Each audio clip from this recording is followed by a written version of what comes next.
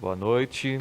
Eu cumprimento as senhoras vereadoras, os senhores vereadores, as servidoras e os servidores aqui da Câmara que nos auxiliam nos trabalhos desta sessão e a todas e todos que nos acompanham aqui no plenário e também pela transmissão. Fazendo a minha autodescrição para as pessoas cegas ou com baixa visão, eu sou homem, tenho pele branca, olhos e cabelos escuros, estou usando uma máscara branca, camisa social vinho e gravata preta com listras transversais brancas. Eu quero iniciar manifestando a minha solidariedade à minha amiga e vereadora Naila de Souza. Quem acompanha minimamente as sessões já viu vários episódios de desrespeito para com ela, por ela ser jovem, por ela ser mulher, mas infelizmente a presidência em exercício desta casa nunca se pronunciou respondendo esses atos. Do mesmo modo, já vimos várias brincadeiras realizadas até mesmo por vereadores, inclusive em horário de sessão, conversas paralelas enquanto as câmeras não estão mostrando. Enfim, vereadora Naila, todos os vereadores representam esta Câmara. E em nome da instituição Câmara Municipal de Vinhedo, eu te peço desculpas pela nota que foi lida agora há pouco. Ser a vereadora mais jovem da história de Vinhedo, eleita com 920 votos, e o trabalho brilhante que o seu mandato tem desempenhado, enchem a todos nós de orgulho e nos servem de inspiração. Eu começo o resumo da minha semana abordando um assunto que tem sido recorrente nas ações do meu mandato, especialmente nos últimos dias, que é a situação hídrica de Vinhedo. Ontem mesmo nós tivemos a surpresa de ver uma foto da Represa 1 na capa de um dos jornais de maior circulação no Brasil. Soninha está ilustrando para a gente, na capa da Folha de São Paulo, portanto uma foto da Represa 1, apontando o risco de uma crise hídrica no Sudeste, devido a várias causas, sejam elas por ação humana, pelas características geográficas, climáticas de nossa região. E é importante ressaltar também que, segundo os meteorologistas, a crise hídrica de 2021 já superou a crise hídrica do ano de 2014, que foi muito severa. De qualquer forma, falar é fácil, então precisamos agir. É necessário gestão e políticas públicas para darmos um alívio a esse problema. Por isso, na última semana, eu e as vereadoras Naila de Souza e Cris PC, também o vereador Rodrigo Lugro, protocolamos o projeto de lei número 126 de 2021, que busca assegurar medidas de transparência pública para os níveis das represas e dos reservatórios de água no município. E como eu já disse anteriormente aqui mesmo nessa tribuna, a Sanebave até já tomou alguma providência nesse sentido. Ela tem publicado uma arte nas redes sociais, mas ela se limita aos níveis das represas e não contempla também os reservatórios, aliás. Mas, de qualquer forma, nós não podemos deixar que essa seja uma iniciativa pontual, que seja uma política de governo. Então, nós precisamos ter a certeza de que se tornará uma lei em nosso município, que isso vai perdurar independentemente de quem estiver à frente da Prefeitura ou da Sanebave. Portanto, desde já e considerando a situação que a nossa cidade está vivendo hoje, eu estou contando com o apoio dos nobres pares para que o projeto seja aprovado quando for colocado em votação aqui na casa. É uma medida absolutamente simples, mas com impacto positivo muito grande. Ainda falando sobre água, mais direcionando para o urbanismo, eu e as vereadoras Naila de Souza e Cris PC encaminhamos a moção de apelo número 518 de 2021, sugerindo que a Prefeitura elabore uma política municipal de sustentabilidade hídrica urbana. E o nosso intuito é melhorar o escoamento e a absorção das águas pluviais, ou seja, da água da chuva, porque por onde nós passamos, as pessoas dizem: quando chove, a água corre pelas ruas, entra nos bueiros, cai nos córregos e vai embora. A cidade não capta a água e perde esse recurso hídrico. Todo mundo está falando isso. E, de fato, o meio urbano ele é muito impermeabilizado, ou seja, ele não consegue reter a água. Por isso, nós entendemos que a cidade ela precisa funcionar como uma esponja.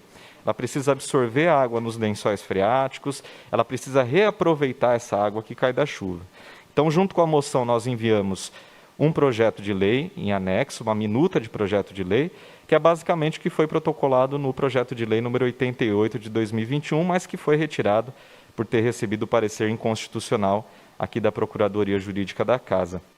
E apenas para deixar claro, os vereadores não podem obrigar a Prefeitura a fazer algo que gaste dinheiro. Então, nós achamos mais interessante retirar o projeto de tramitação e encaminhar essa minuta para o Poder Executivo. Uma oposição de qualidade é feita assim: a gente apresenta o problema com uma mão e também as possíveis soluções na outra mão. É nisso que nós acreditamos e é assim que nós vamos trabalhar pelo bem de nossa cidade. Também na última semana, eu e as vereadoras Naila de Souza e Cris PC protocolamos o projeto de lei número 128 de 2021, para que todos os documentos digitais do município de Vinhedo, que são públicos e oficiais, quando forem solicitados, sejam disponibilizados nos formatos PDF pesquisável, DOC ou similares. Isso é muito importante porque, em se tratando de arquivos muito grandes, a transparência fica prejudicada quando o que é enviado é uma foto do documento, retirando assim a possibilidade de pesquisarmos termos ou palavras-chave. Outro ponto importante é que, se esses documentos passarem a ser disponibilizados em formatos pesquisáveis e editáveis, isso também pode melhorar o acesso pelas pessoas com deficiência visual que usam softwares de leitura. Então, mais uma vez, nós estamos apresentando um projeto simples, que não vai gerar nenhum custo adicional para a prefeitura, aliás, que vai cortar gastos da prefeitura, porque vai reduzir o número de impressões, gasto com folha de sulfite, com tinta de impressora, mas que tem um impacto muito positivo e muito grande. Então, desde já, nós também contamos com a aprovação das vereadoras e dos vereadores quando ele entrar aqui em votação. Na terça-feira, eu recebi a visita do Interact Club de Vinhedo. O grupo é composto por jovens de 12 a 18 anos e ele se reúne todas as segundas-feiras às 19 horas. E ele age de acordo com as orientações globais do Rotary International. E as iniciativas feitas em Vinhedo por esses jovens são muito interessantes. Elas merecem ser divulgadas e aproveitadas em nossa cidade. Eles se mostraram muito organizados, engajados em pautas como saúde, cuidado com pessoas vulneráveis, preservação do meio ambiente. Inclusive, enquanto eu estava secretário de Meio Ambiente e Urbanismo, o Interact Club foi responsável por uma ação de plantio de mudas nativas na Represa 1. Por isso, eu aproveito para agradecer publicamente a esses jovens pela vontade de transformar a sociedade, por passarem do discurso para a ação, ou seja, por arregaçarem as mangas e irem à luta. O mundo precisa muito disso. E atendendo o pedido do próprio grupo, eu faço um convite para que mais jovens se engajem. Eles estão presentes nas redes sociais, para quem preferiu também tem os contatos e me coloco à disposição. Mudando um pouquinho de assunto, na quarta-feira, eu estive reunido com a Secretaria de Serviços Municipais para avançar nas discussões sobre a fiação aérea em nossa cidade. E eu tenho falado muito sobre esse assunto e também agido para resolver o problema definitivamente. Como eu já disse outras vezes, essa não é uma situação pontual de uma rua, de um bairro em específico, mas é um problema crônico e estrutural que é enfrentado pelo município de Vinhedo. Então, eu entrei em contato com todos os envolvidos, Prefeitura de Vinhedo, PROCON, CPFL, as empresas prestadoras do serviço de telecomunicações e até mesmo o poder público de outros municípios que já enfrentaram esse desafio e que conseguiram encontrar alternativas para solucionar o problema. E ficou evidente que apenas uma política pública, com começo, meio e fim, é que seria capaz de organizar a fiação aérea e retirar os fios excedentes. Portanto, eu sugeri à SERM, que é a Secretaria de Serviços, que acrescentasse a verificação da fiação aérea no programa Vinhedo de Cara Limpa, que já é uma política pública desenhada e implementada e que tem dado muito certo. Então, a ideia é que, quando o Vinhedo de Cara Limpa passar pelos bairros, ele constate a situação dos fios, dos cabos nos postes e já notifique as empresas responsáveis para que elas façam a retirada. Então, essa é uma forma de dar racionalidade a isso tudo e de garantir que nenhuma região da cidade fique sem esse amparo. Inclusive, esse foi tema da moção número 517 de 2021, que inclusive já foi explicada hoje. Eu também quero destacar que, logo que eu tomei posse aqui na Câmara, eu protocolei o projeto de lei número 67 de 2021 para padronização, alinhamento, identificação da fiação aérea e também temos o projeto número 94 de 2021 para fiação exclusivamente subterrânea em novos parcelamentos de solo. Portanto, essa é uma pauta que eu tenho abraçado, também contado com o apoio das vereadoras Naila de Souza, Cris PC, que assinaram um projeto comigo, e ela é diretamente ligada ao meio ambiente, ao urbanismo sustentável em nossa cidade, portanto, precisa de políticas públicas para que isso dê certo. Na última semana, também continuei as visitas do Gabinete 2030 na Rua, que é a iniciativa do meu mandato para verificar todos os bairros de Vinhedo até o final deste ano. O foco é sempre nas ruas, avenidas, praças, áreas verdes e equipamentos públicos. E dessa vez eu visitei os bairros Vila João 23, Vila Junqueira, Vila Mingarelli, Vila Romana e Vila Pompeia. Eu quero chamar a atenção para dois pontos referentes a essas visitas. O primeiro deles é para a área de recreio Antônio Natali Zeminiani, que é da Prefeitura de Vinhedo, que está localizada entre as ruas Florianópolis e Goiás, na Vila Junqueira.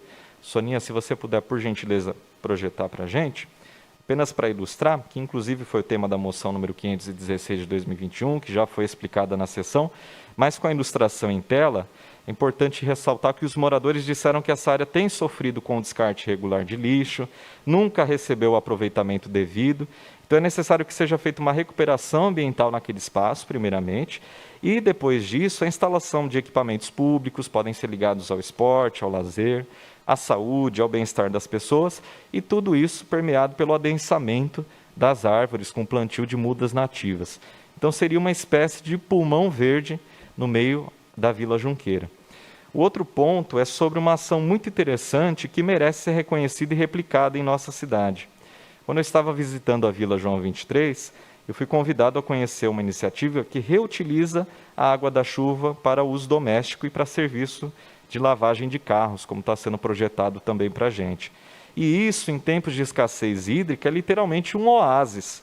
No entanto, é uma iniciativa pontual, que depende de uma disposição pessoal, individual, não sendo incentivada pelo poder público.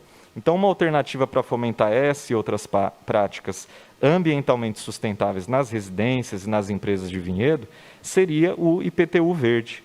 Em Valinhos, no dia 14 desse mês, foi aprovada inclusive essa lei, que foi de autoria do vereador Henrique Conte, permitindo um desconto de até R$ 373 no IPTU dos imóveis que tiverem sistemas de construção sustentáveis, sistemas de captação de água da chuva, de reuso de água, aquecimento solar, energia solar fotovoltaica, sendo esse desconto proporcional. À medida que a pessoa tem esses recursos na sua casa, o desconto vai aumentando. E em Vinhedo, já houve inclusive uma discussão nesse sentido, mas efetivamente, na prática, nada avançou. Então, nesse ano, houve até a indicação número 1291, os vereadores Paulinho Palmeira e Rodrigo Luglio, inclusive eu me coloco à disposição sempre para assinar projetos, indicações nesse sentido, e foi sugerido estudos para a implementação do IPTU verde em Vinhedo. Em 2015, nós também tivemos um projeto de lei nesse sentido, que foi do vereador Rodrigo Paixão, e eu quero aproveitar essa iniciativa, que eu verifiquei presencialmente, para institucionalizar esse bom exemplo por meio da legislação, pelo menos para cobrar que o Poder Executivo o faça, fazendo também com que mais pessoas se sintam motivadas a contribuir com o meio ambiente. E para finalizar, ontem, no dia 19 de setembro, nós celebramos o centenário do grande patrono da educação brasileira, Paulo Freire.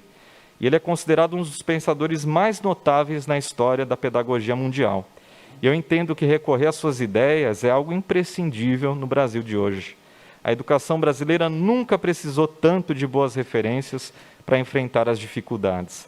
Portanto, em sua homenagem, eu convido o nosso povo a se unir para recuperar a esperança e tirar o país da situação em que ele se encontra. E para isso eu deixo uma das mais célebres reflexões do Paulo Freire para nos dar a inspiração. Educação não transforma o mundo. Educação muda as pessoas. Pessoas transformam o mundo. Muito obrigado e boa noite a todas e todos.